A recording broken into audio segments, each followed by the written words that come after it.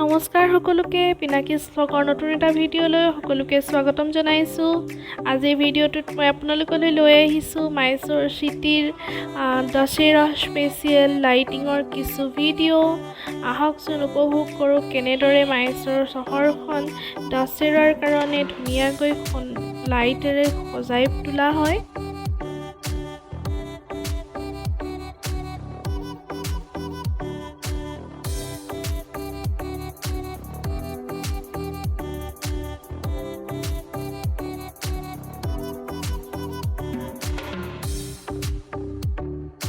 মাইসূৰৰ দুৰ্গা পূজাটো আমাৰ অসমৰ দৰে উদযাপন কৰা নহয়। ইয়াতে কোনো মূৰ্তি পূজা নহয়, মাত্ৰ চিটিখন সুন্দৰকৈ পূজাৰ উপলক্ষে লাইটেৰে সজাই তোলা হয়।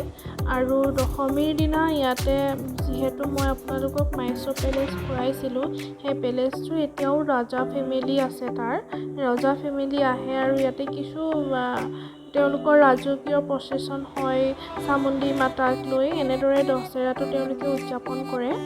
কিন্তু তাৰ আগতে এসপ্তাহ 10 দিন আগৰ পৰাই এনেদৰে সুন্দৰকৈ চিটিখন বিভিন্ন ধৰণৰ লাইটেৰে আলোকসজ্জাৰে সজ্জিত কৰি তোলে। ইমান ধুনীয়া লাগে ন, গৈ দেখিছে কিমান ধুনীয়াকৈ গছবোৰ সজাই পৰাই তোলা হৈছে। প্ৰতিটো ষ্ট্ৰীট লাইটৰ পোষ্ট এনেকৈ সজাই তোলা হৈছে।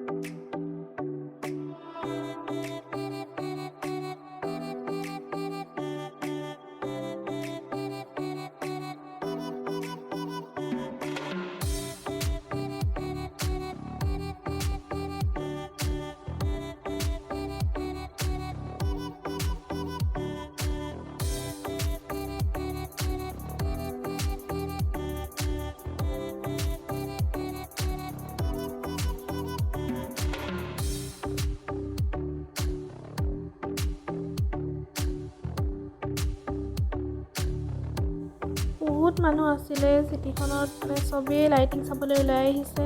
দেখিছে এইখন টাংগা গাড়ী, আমি যে এদিন উঠি দেখুৱাইছিলোঁ, টাংগা গাড়ী ৰখাই থৈছে।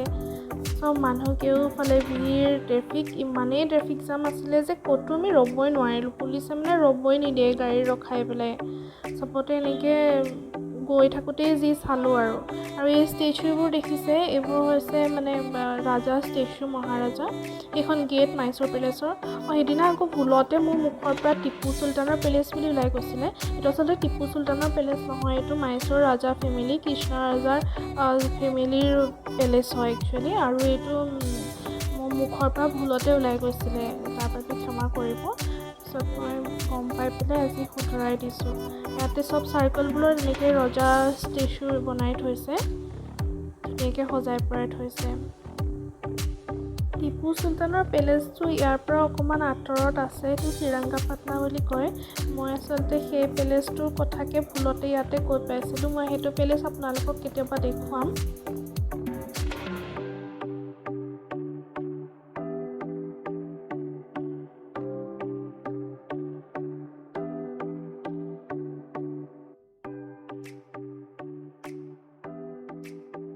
দশেৰা উপলক্ষে চৰকাৰী অফিচ বিল্ডিংবোৰো এনেদৰে লাইটিঙেৰে সজাই তোলা হৈছিলে। এইটো বেলেগ কোনো একো মহল নহয়, ৰাজকীয় এইটো এটা অফিচ হয়।